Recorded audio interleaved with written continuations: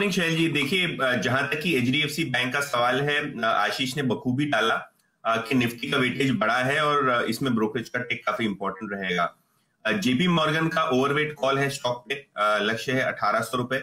JP Morgan का मानना यह है कि जो आरबीआई का बैन लिफ्ट हुआ है वो पार्शियल बैन लिफ्ट हुआ है, तो ये देखना जरूरी होगा कि फुल बैन किस प्रकार से हटता है एचडीएफसी बैंक के लिए और क्या टाइमलाइन है उसके बारे में।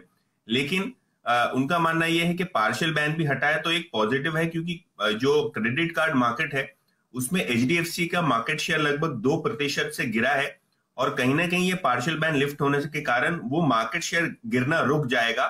और काफी प्रॉफिटेबल माना जाता है इनका क्रेडिट कार्ड बिजनेस, जिसके कारण यहां से उनको लगता है कि स्टॉक में आउट परफॉर्मेंस आपको देखने को मिलेगा। इसके अलावा मक्वेरी का टारगेट है 2000 रुपए के ऊपर। मक्वेरी का मानना यह है कि पार्शियल बैन लिफ्ट हो गया है, लेकिन पूरा बैन निकलने में ज्यादा समय नहीं लगेगा। It's just a matter of time, यानी कम समय में आपको दिखेगा कि पूरी तरीके से आरबीआई एचडीएफसी बैंक पे बैन हटाती हुई दिखेगी।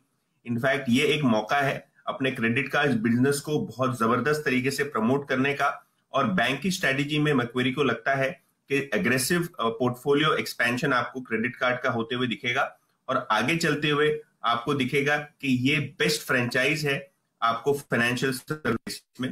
तो मक्वेरी की भी काफी बुलिश नोट इस शेयर पे। जहां तक कि हिंदुस्तान एरोनॉटिक्स एचएएल का सवाल है, यहां सीएलएसए ने बाय रेटिंग रखा है, टारगेट है 1425, 1425। इनके रिजल्ट्स आए और रिजल्ट्स में इनका जो पहली तिमाही का मुनाफा है वो लगभग 31% से बढ़ गया है, और यहाँ आगे जाने वाले जो क्वार्टर्स हैं उसमें सीएलएसए का मानना है कि लगभग 33,000 करोड़ के ऑर्डर्स पाइपलाइन में हैं, और काफी सारे ऑर्डर्स एचएएल को यहां से भी मिल सकते हैं। अगर आप न्यूज रिपोर्ट्स देखें तो एचएएल ने तेजस लाइट एयरक्राफ्ट के लिए इंजन का ऑर्डर्स भी विदेशी कंपनियों को प्लेस किया है, जो एक बड़ा कैटलिस्ट रहेगा आगे जाते हुए। तो सीएलएसए की राय यहाँ खरीदारी करें, और आगे चलते हुए आपको ज्यादा ऑर्डर्स आते हुए दिखेंगे डिफेंस के लिए एचएएल को। स्पाइसजेट पे भी रिपोर्ट है गोल्डमैन सैक्स की, लक्ष्य है 55 रुपए। गोल्डमैन को लगता है कि बैलेंस शीट में थोड़ी बहुत वीकनेस हमको देखने को मिली है, और जो कोविड के चलते आपको कम ट्रैफिक दिख रहा है, एयर ट्रैफिक, उसके कारण कंपनी के बैलेंस शीट पे काफी ज्यादा असर हुआ है और फिक्स्ड कॉस्ट बढ़े हैं।